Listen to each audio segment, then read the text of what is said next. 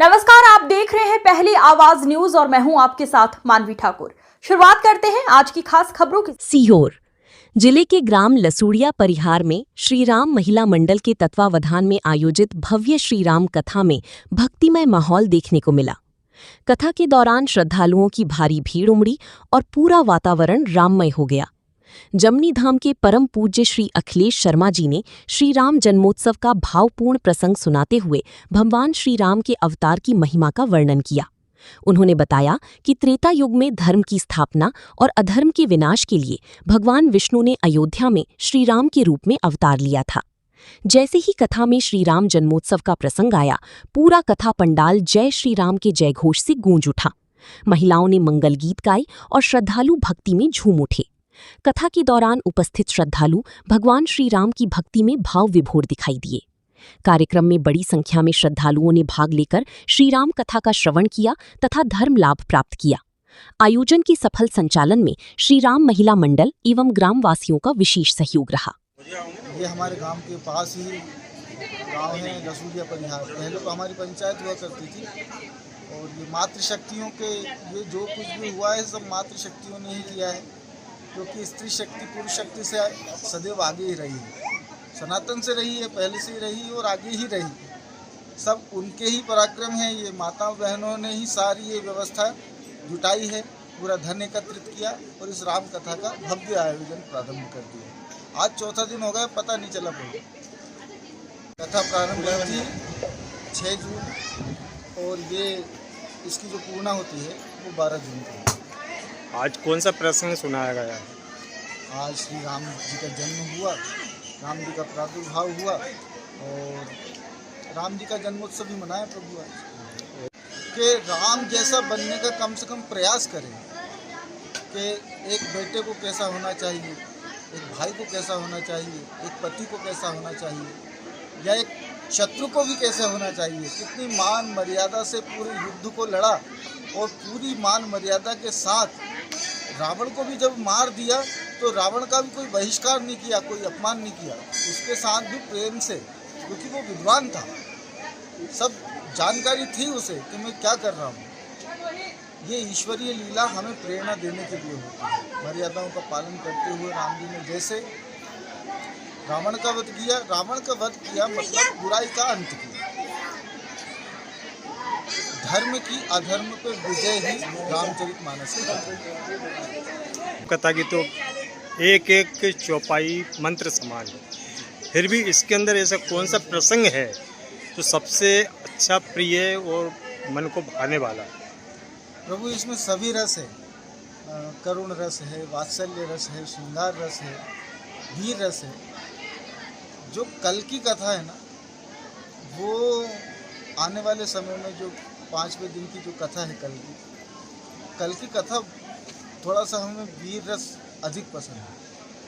तो कल जब परशुराम का और लक्ष्मण जी का संवाद होता है ना, वो हमें बहुत कहने में भी अच्छा लगता है और सुनने में भी अच्छा लगता है और पढ़ने में भी अच्छा लगता है। तो इसमें मुझे अधिक से अधिक, एक तो हनुमान जी ने जब लंका पार की थी, लंका दहन किया था, उनने हमारे लिए पैसे जब भेला कर करके पैसे भेला कर करके बधाई उनके, और उनने ये सत्संगता चलाई तो उनकी हम चला रहे। अब वो तो बुजुर्ग हो गई, उनसे बनता नहीं है, तो अब हम चलाने लग गए।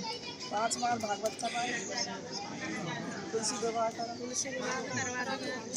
ये आयोजन कितने वर्षों से चला आ रहा है? ये 50 साल हो गई, ये आयोजन 50 साल हो गई। नाम बताएं अपने। हाँ बोला ना, निर्मला ठाकुर। ये जो श्री राम कथा चल रही है, इसकी प्रेरणा कहाँ से मिली आपको? ये हमारी बुजुर्गों से मिली है।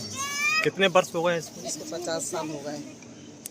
और भी आगे करेंगे? हाँ करेंगे, करेंगे जब तक हमारे है, जब तक करेंगे। हम करते ही आ रहे हैं। अभी तुलसी शादी करी और ये भागवत जी करी, शिव पुराण कर ले और अब ये कर रहे हैं राम कथा।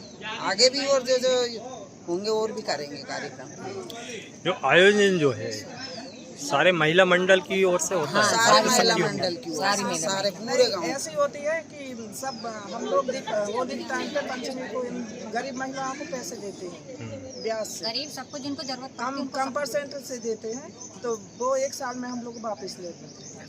उससे वो इकट्ठा कर करके हम लोग जो कार्य करते हैं। थोड़ा थोड़ा बेला करके और ये कार्यक्रम करते हैं। हाँ, तो उसको बड़ा बड़ा के तो कर होली पे हम जो बधाई भेली करते हैं ना, वही पैसा जो हम इकट्ठा करके गरीब को देते हैं, महिलाओं को देते हैं। और उसी से इकट्ठा हुआ तो ये धार्मिक कार्यक्रम करने लगे।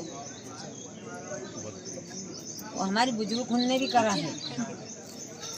देखो ये पैसा इकट्ठे करते हैं हम, लगाते हैं हम लोगों ने मंदिर में गायत्री पैसा माता की मूर्ति बेला लगाई। करके और फिर क्या है कि बुजुर्ग ने करा ये काम, इसलिए थोड़ी उत्साह हमें भी जागरूक हो रही है, तो हम ये कर रहे हैं। अब जैसे कि राम भगवान के कथा के हमारे जागरूक हुई कि भाई हमें राम कथा करवाना है श्री राम का, और मंदिर में जो जरूरत पड़ती है देते हैं। हाँ, पैसे देते हैं। और इसमें क्या है पूरे गांव पूरे महिला गरीब हमें सबका सहयोग रहता है, एक आध व्यक्ति का सहयोग नहीं है, इसमें पूरा गांव का सहयोग है।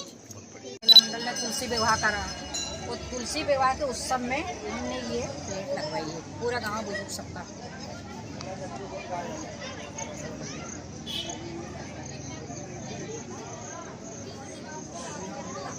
तुलसी विवाह के बाद अब हमने जैसे कि ये राम वे अपना परिचय दीजिए। मेरा परिचय श्रीराम शर्मा,